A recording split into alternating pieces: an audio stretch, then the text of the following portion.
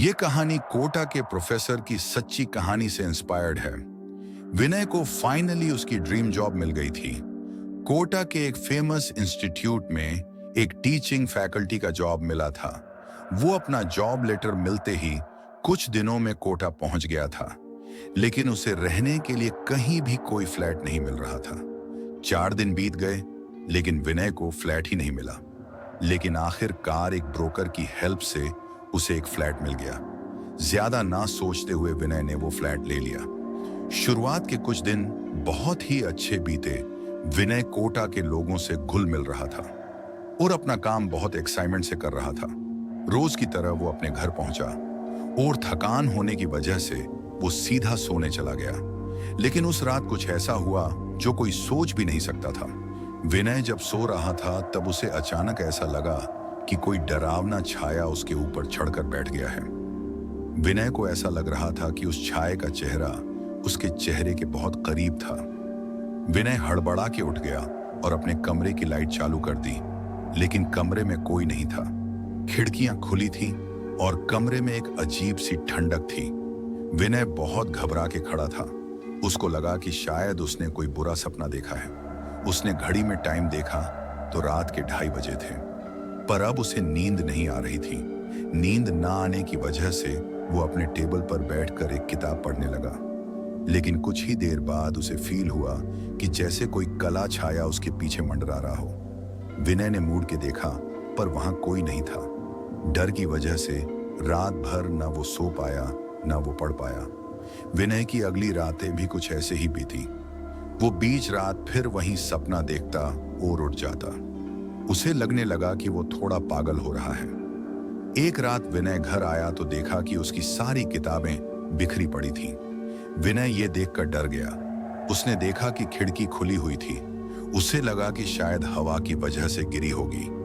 वो अपनी किताबों को वापस टेबल पे रखने लगा, लेकिन तभी विनय को फिर ऐसा लगा कि कोई छाया उसके पीछे मंडरा रहा है। वो पीछे मुड़ा तो इसके होश उड़ गए। उसने देखा कि एक 16-17 साल की लड़की उसके कमरे के दरवाजे पर खड़ी हुई है और उसे घूर के देख रही है। उसके आंखों के नीचे काले गड्ढे थे और गर्दन में एक कट लगा था।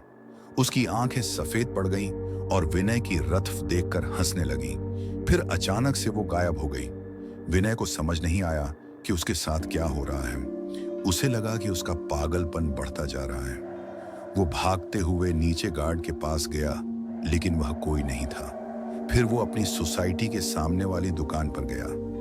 विनय को ऐसा डरा हुआ देख दुकान वाला बोला कि उसे क्या हुआ है। विनय ने उसे बताया कि उसका कोटा में मन नहीं लग रहा है। उसे लग रहा है कि वो धीरे धीरे पागल होता जा रहा है। ये सुनकर दुकानदार ने पूछा कि वो बिल्डिंग में कौन से फ्लैट में रहता है। जब विनय ने फ्लैट नंबर बताया तो वो एकदम शॉक हो गया। उसने विनय को उस फ्लैट की सच्चाई बताई। दुकान वाले ने बताया कि विनय के वहां आने के कुछ साल पहले एक माँ अपनी बेटी के साथ वहां रहती थी और पढ़ाई के प्रेशर की वजह से उसकी बेटी ने उसी फ्लैट में सुसाइड कर लिया था और तब से वो फ्लैट खाली पड़ा था। जब विनय ने ये सब सुना तो वो पूरा कांपने लगा। मतलब विनय इतने दिनों से जो सब हो रहा था और जिस लड़की को उसने देखा वो सब भ्रम नहीं सच था। विनय ये सब सोचकर कांप रहा था, लेकिन उस रात फिर से उस घर जाना था। वो किसी तरह रात काटने के लिए उस घर में वापस चला गया। उसने सोच लिया कि सुबह होते ही वो सामान लेकर कहीं और चले जाएगा। ये सोचकर वो सो गया, लेकिन रात को पंखे से कुछ अजीब आवाजें आने लगीं। उसकी वजह से विनय की नींद खुल गई।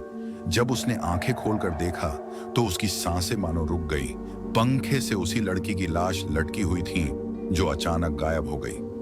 वो उठकर वहां से भाग गया और बची हुई रात उसने पास के होटल में काटी और अगले दिन उसने दोस्त की मदद से वो घर खाली किया और वहां से दूर रहने चला गया। फ्रेंड्स, कैसी लगी आपको ये कहानी कमेंट में जरूर बताएं और वीडियो को लाइक करके चैनल को सब्सक्राइब जरूर करें। धन्यवाद।